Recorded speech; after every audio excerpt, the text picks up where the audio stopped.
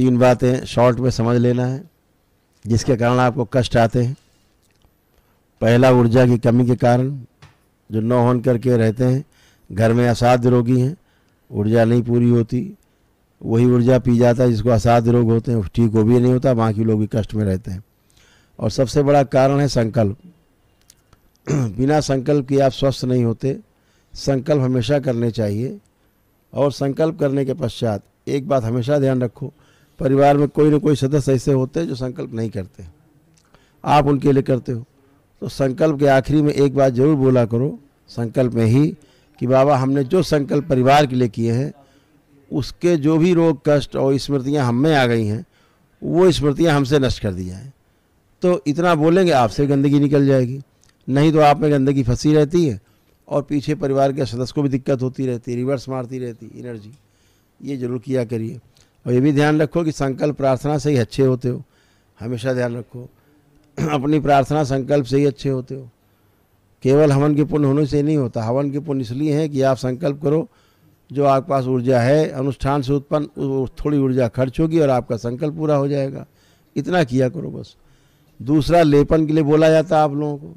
यहाँ बैठे 75% लोग लेपन नहीं किए हैं, लेपन नहीं किया।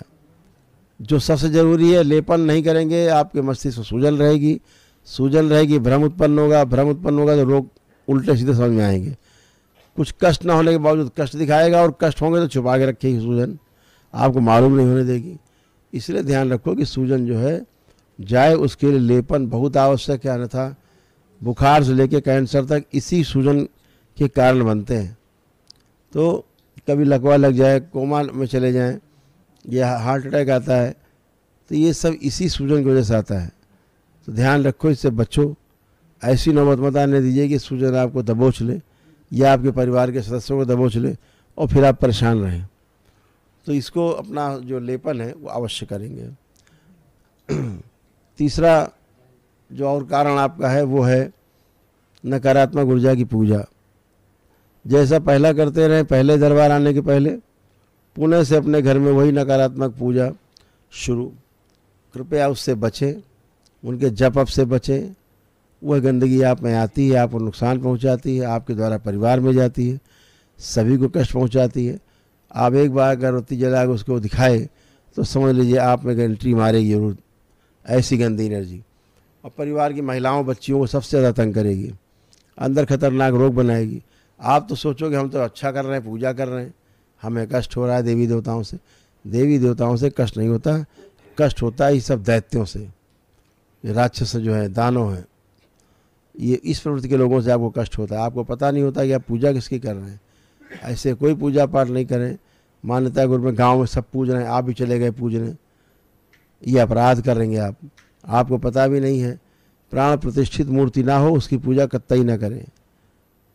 जब तक प्राण प्रतिष्ठा ना हो तब तक कतई उसको पूजन करें ही मत, देखें मत उधर। ये सब गंदगी है।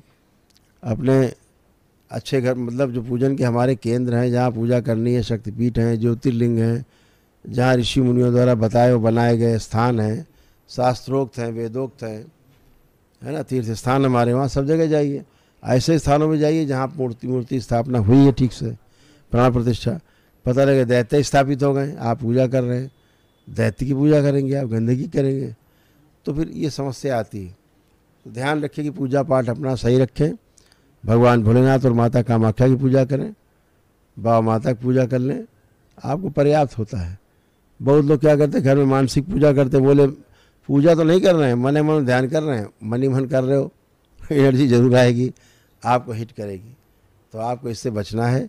इससे बचे रहोगे तो कोई कष्ट नहीं होगा, इससे नहीं बचोगे तो भारी संकट है ना। तो इससे हमेशा बचे रहना है। और जिन लोग घर में असाध्य रोगी हैं, अगर एक दिवसीय हवन नहीं किया है तो सबको सलाह है कि एक दिवसीय अनुष्ठान में जरूर जाएं, ताकि आपके परिवार के रोगी सदस्य जो है ठीक होने के लिए, जब पितृमुक्ति हो जाएगी तो दरबार द्वारा एक महाहवन करवाया जाता है निःशुल्क दरबार की ओर से, वो कर लेंगे। वो असाध्य रोगों के लिए है, लेकिन वो तभी कर सकते हैं जब आप एक दिवसीय अनुष्ठान किए हों, वन डे किए हों। तो इस बात का विशेष ध्यान रखेंगे। बाकी अभी आप सबसे बात करेंगे एक ही करके। अभी बाबा की आरती का समय हो गया, 7 बज गया है, तो सभी लोग आरती करें बाबा की। आरती के पश्चात फिर आप